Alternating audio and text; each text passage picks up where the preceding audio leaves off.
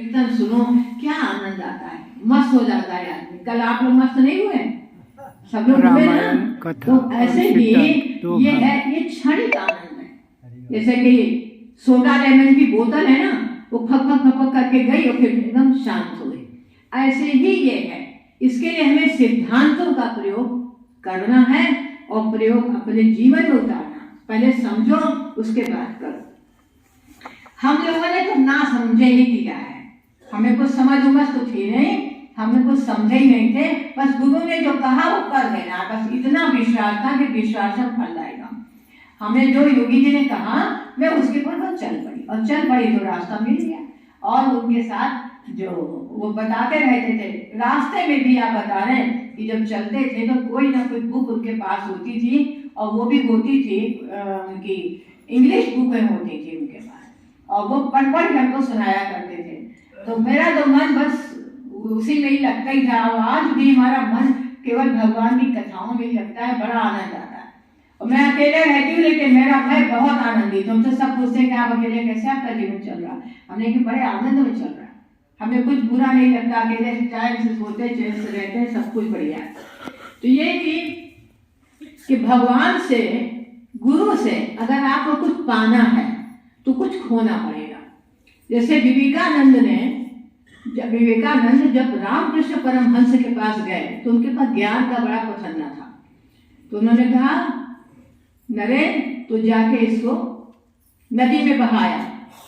एक बार तो उन्होंने सोचा, लेकिन उसे जाके गुरु के आज्ञाकारी थे, जाके बहाए।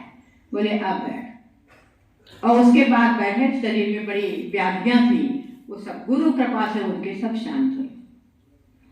इसी प्रकार यदि हम समझते हैं कि हमको बहुत मालूम है, बहुत मालूम है, बहुत मालूम, तो यहाँ की बात समझ में नहीं आएगी। अगर हमें समझें कि हमें शायद कुछ कम मालूम है और यहाँ कोई नई बात है, तो हमें समझ में आ जाएगी और हम चलने लगेंगे।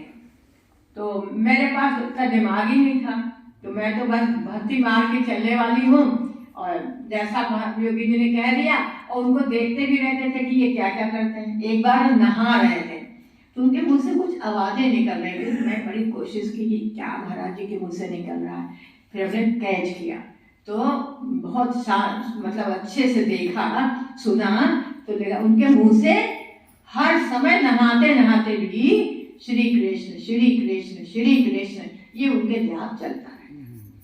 तो ये कि भगवान के नाम की बड़ी महिमा है, और हमको भी जो महाराज जी ने दिया है उसकी तो गणना शब्दों में हम नहीं कर सकते। ऐसे ही लक्ष्मण जी भगवान से कुछ पूछना चाहते थे कि एक बार प्रभु सुख आसीना, लक्ष्मण कहो वचन छलहीना। और क्या प्रश्न किया कि ज्ञान विराज अरु माया, इनका आप हमें कहो भेद समझाए, कि हमें इसका भेद जो है समझा करके कहिए।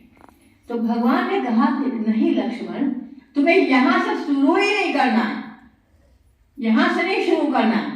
शुरू कहाँ से करना है कि जीव के दुख का कारण क्या है। तो क्या मैं और मोर तोर ते माया, जय बस कीने जीवन गाया। तो कहते हैं कि हमारे दुख दूर कैसे होंगे? तो कहा सुमिर से भरस निरंतर मोही, कि मेरा सुमिरन करो और मेरा भजन करो। स्टार्ट हमें कहाँ से करना है कि मैं और मेरा, इस चक्कर से हमें समझना पड़ेगा कि माया है भगवान की, और दो प्रकार की, एक दिखने वाली है, एक ना दिखने वाली। एक विद्या माया और विद्या पर अविद्या, दो एक है अविद्या माया। तो दो प्रकार की भगवान की माया है, और जो एक तो दिखाई दे रही है और एक दिखाई नहीं देती। और वो कैसी है? बड़ी चमक धमक वाली है, तो नहीं दिखाई देती है। और एक जो है दिखने वाली, और जो चमक दमक है वो असली नहीं है, वो तो बदलने वाली है। लेकिन जो भगवान के अंदर की माया है, ये जो है उसका प्रभाव नहीं पड़ता है, कि भगवान के भक्तों के ऊपर भी भगवान की माया का प्रभाव नहीं पड़ सकता। अगर आप भगवान के सच्चे प्रेमी हैं तो वो भी कर जाएगा। ऐसा नहीं है कि सब बदलता हुआ जीवन आपका नजर आएगा। तो धीरे धीरे करके हम लोगों ने उस साधना को पकड़ा, टूटी फूटी साधना करते रहे। महाराज जी का बहुत मुश्किल से संपर्क होता था, महीने में केवल 2 घंटे के लिए आते थे। जब मैं आश्रम में थी तो 2 घंटे के लिए आते थे, 1 घंटे में सत्संग और 1 घंटे में खाना पीना। तो एक बार घटना बता के मैं अभी 10 मिनट में ना एक अपना अनुभूति बता रही हूँ कि महाराज जी को आना होता था तो मैं कुछ ना कुछ बना के रखती थी और ये पता नहीं होता था कि 1 गाड़ी आएगी कि 2 आएगी कि 3 आएगी, ये कुछ निकलेंगी कि सारे साधन आते थे। तो हमने जब बनाया तो मैंने महाराज जी को जो है फलों की सब्जियों की खीर बहुत पसंद थी, तो हमने महाराज जी के लिए पपीते की खीर बनाई। और जब खीर बनाई 5 किलो दूध मंगवाया और मैं खीर बनाई। और पता चला जब हमने खीर बना रहे थे तो सारा दूध फट गया और ऐसा फटा है कि बिल्कुल थके हो गया। अब मेरे को तो बड़ी दुख लगा। फिर दूसरा हमने सोचा था कि महाराज जी को अपने हाथ से बना के समोसे खिलाएंगे। तो समोसे का आटा भी लगाया और आलू भी तैयार किए। अब आलू जो है इतना आटा भी पता नहीं क्या होगा, आलू भी बेकार हो गए और कुछ भी बहुत। अब मुझे इतना दुख लगा कि मैं भगवान अब क्या करूं। आज भगवान मुझसे जरूर गुस्सा कहीं मुझसे गलती हो गई है। मैं तो रोने ही लगी और जब रोने लगे मैं कि महाराज जी अब आप ही कुछ करिए, हमें तो नहीं पता क्या। उसके बाद जब महाराज जी आए तो पहले तो सत्संग करते थे फिर खाते थे, लेकिन उस दिन आए कहते पहले क्या बनाया खिला जल्दी से। और भाई महाराज जी को फिर हमारे दत्ता साहब डायरेक्टर थे एग्रीकल्चर के, तो वो आती थी तो भाभी जी आती थी। तो भाभी जी ने हमने भाभी जी को दिया थोड़ी सी खीर।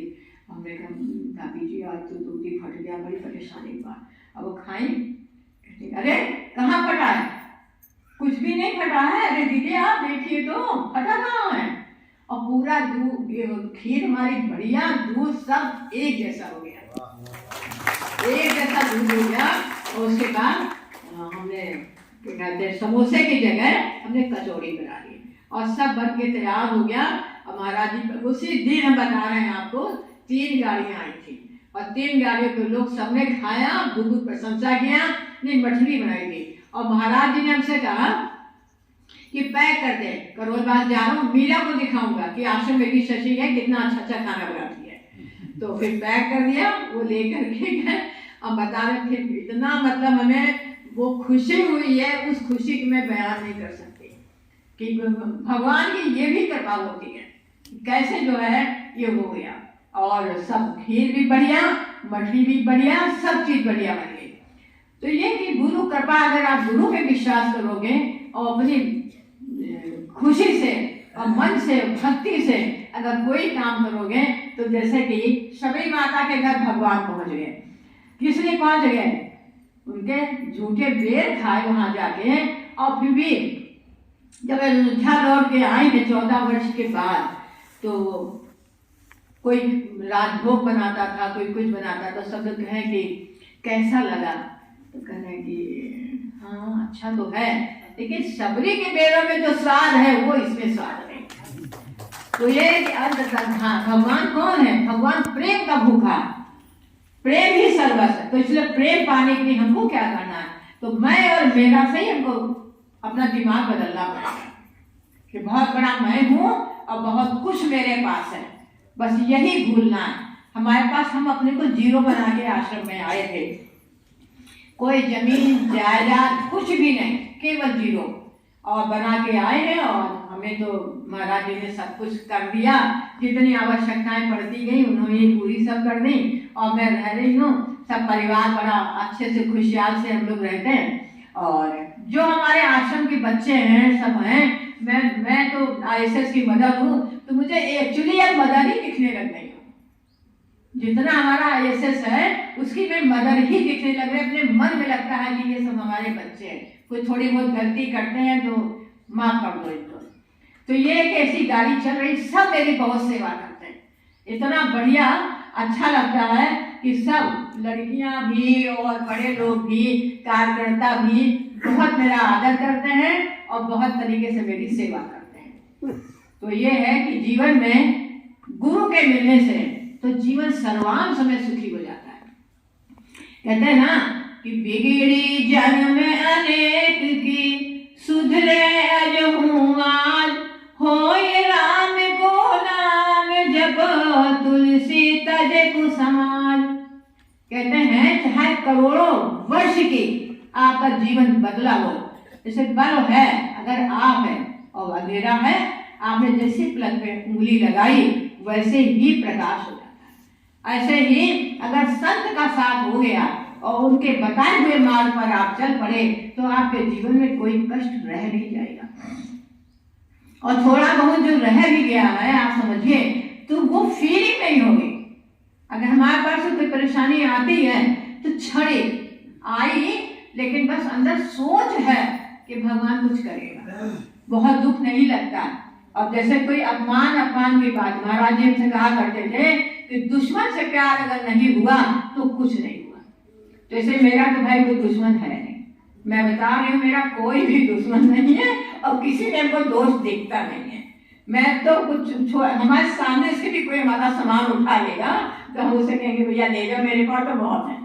तो ये कि हमारे यहाँ बरेली में विजय अग्रवाल हुआ करते थे, सीए थे, तो महाराज जी के परम भक्त थे।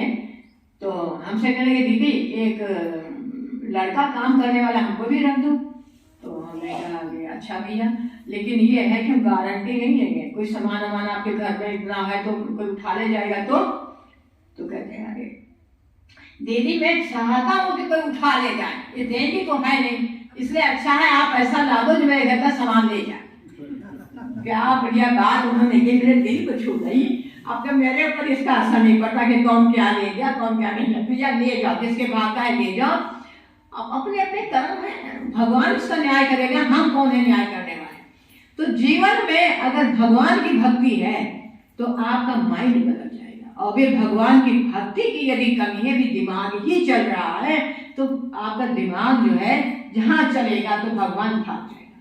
तो ज्ञान ही भक्त नहीं कछु भेजा होगा, अगर संभव भेजा है तो दोनों ही बात क्या आपको भक्ति दिला सकते हैं। लेकिन स्टार्ट जो ज्ञान से करते हैं, कुछ भक्ति से करते हैं। ज्ञान वालों को बहुत स्टिकल्स हैं, बड़ी बाधाएं हैं, और भक्ति वाले तो सरल स्वभाव है, हमारे कोई बाधा हुई नहीं एकदम बाधा। और उसके बाद जो भी बता दिया बस उनके आज्ञा का पालन करना, ये मैंने सोच लिया था।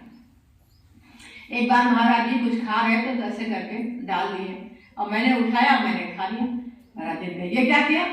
तो हमने कहा कि कहते इस लड़की से अगर मैं कह दूं कि ये कुएं में कूद जाए तो ये अभी कूद जाएगी, 1 सेकंड भी इसको नहीं लगेगा। तो उनको भी मेरे ऊपर बड़ा ही विश्वास था और वास्तव में ये बात सत्य है कि योगी जी आज भी सही बता रहे, मेरा कोई है नहीं, मुझे कोई अपना नहीं दिखता। एक खाली गुरु के अलावा मुझे कोई अपना दिखता ही नहीं। अपना रोना गाना सब हम गुरु जी से ही करते हैं। बेटा बेटी सब हैं, सब सेवा करते हैं, सब आदर करते हैं और पूछते रहते हैं कि मम्मी पैसे डाले, जरा में देना, पैसे मत डालो, मेरे पास है पैसे, जब ये खत्म हो जाएंगे तब डाला। तो हमें आवश्यकता नहीं है उनसे उम्मीद ही नहीं रखते। उनके घर भी जाते हैं, 4 काम एक्स्ट्रा कर देते हैं, वो भी खुश, हम भी खुश, क्योंकि हमें काम करना है। क्योंकि हाथ पैरों को यदि आपने जड़ करके रख दिया तो ये हाथों आगे काम नहीं करेंगे। इसलिए इनको जो है हाथों पैरों को चलाते रहो, काम करते रहो, कोशिश करो कि अपना काम हम अपने आप कर लें। तो हाथ वहां चलते रहेंगे तो जितना जीवन बचा है वो भी सुचारू रूप से चल जाएगा। और अगर चारपाई लेटने की आदत पड़ गई ना तो फिर आप लेटे ही रहोगे, फिर तो उठोगे नहीं।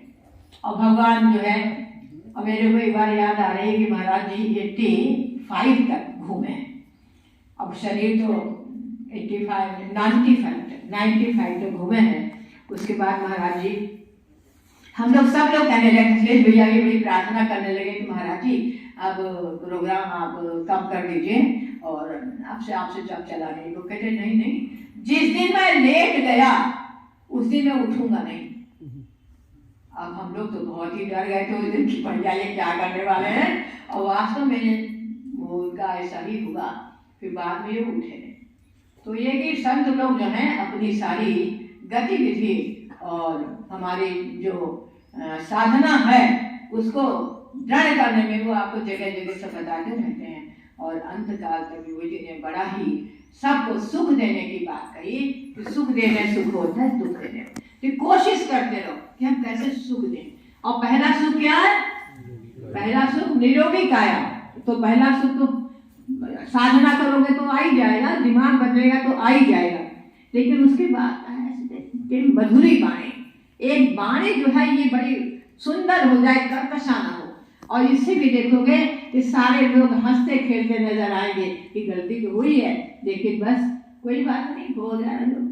यह है कि धीरे धीरे करके कोशिश करें। और मैंने तो एक हमारी माता जी थी, श्रीदेवी माता जी, मैंने उनसे बहुत कुछ सीखा है और यही मैं सोचती रहती कि मैं माता जी की तरह ही बन जाऊं।